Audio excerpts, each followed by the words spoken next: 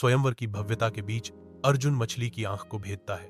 उसकी जीत से स्तब्ध सभा में गूंज उठती है। द्रौपदी को जीतने पर भीड़ में सामूहिक आह भर जाती है। उनकी हैरानी स्पष्ट रूप से दिखाई देती है। अर्जुन द्रौपदी को पांडवों की ओर ले जाता है। उनके सामने एक नया अध्याय खुलता है। अर्जुन और पांडव, उनके चेहरे खुशी से चमक रहे थे। कुंती के पास एक रहस्यमय भेंट लेकर आते हैं। मां, देखो हम क्या लाए हैं, अर्जुन और पांडव उत्साह से भरे स्वर में कहते हैं। कुंती एक सरल, भाग्यपूर्ण आदेश के साथ जवाब देती है, जो भी है बराबर बांट लो। कुंती को अपनी गलती का एहसास होता है। मैं स्तब्ध खा हूं, सदमे से जखा हुआ। पांडवों को एक कठिन दुविधा का सामना करना पड़ता है। वैन के अंदर पांडव और द्रौपदी कृष्ण से मिलते हैं और हवा प्रत्याशा से भर जाती है। कृष्ण शुरू करते हैं, मैं तुम्हें द्रौपदी के पिछले जन्म की कहानी बताऊंगा, जब उन्होंने 5 गुणों वाले पति के लिए शिव से प्रार्थना की थी। कृष्ण बताते हैं, किसी एक आदमी में वो सारे गुण नहीं हैं, लेकिन 5 पांडवों में वो गुण हैं। वह आगे कहते हैं, इसलिए द्रौपदी को उन सबसे शादी करनी होगी।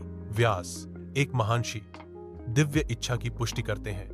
उनके शब्द सभा में गूंजते हैं। द्रौपदी की ओर सबकी निगाहें टिकने से हवा में प्रत्याशा की सनसनाहट दौड़ रही है। द्रौपदी 5 से शादी करने के लिए राजी हो जाती है। द्रौपदी चिंतित है, उसके चेहरे पर चिंता की लकीरें खिंची हुई हैं। वह समझती है कि यही उसकी नियति है। द्रौपदी अपना कर्तव्य निभाने का फैसला करती है। द्रौपदी पांडवों के घर में रहती है और हर साल बारी बारी से अपने 5 पतियों के साथ रहती है। घर के भीतर सम्मान और संतुलन बनाए रखने के लिए सख्त नियम स्थापित किए गए हैं। द्रौपदी जंगल से गुजरती है। उसका भाव शांत है।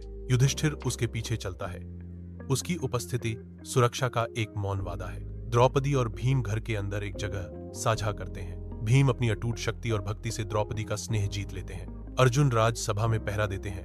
उनकी उपस्थिति द्रौपदी के लिए सम्मान और सुरक्षा की ढाल है। द्रौपदी राजसभा में गरिमा से विराजमान है, जबकि अर्जुन उन पर नजर रख रहे हैं। अर्जुन थोड़ा झुककर द्रौपदी के प्रति अपना सम्मान व्यक्त करते हैं। नकुल और सहदेव द्रौपदी की प्यार से देखभाल करते हैं। द्रौपदी उनकी भक्ति से बहुत प्रभावित होती है। द्रौपदी अपने जीवन पर विचार करती है, एक रानी जो शक्ति और बलिदान दोनों के लिए नियत है। मैं समझती हूँ कि मेरा भाग्य मुझे शक्ति और बलिदान की रानी बनाता है। पांडवों ने इंद्रप्रस्थ नामक शानदार शहर का निर्माण किया, जिसकी भव्यता उनके नेक इरादों को दर्शाती है। द्रौपदी ऊंची खई है।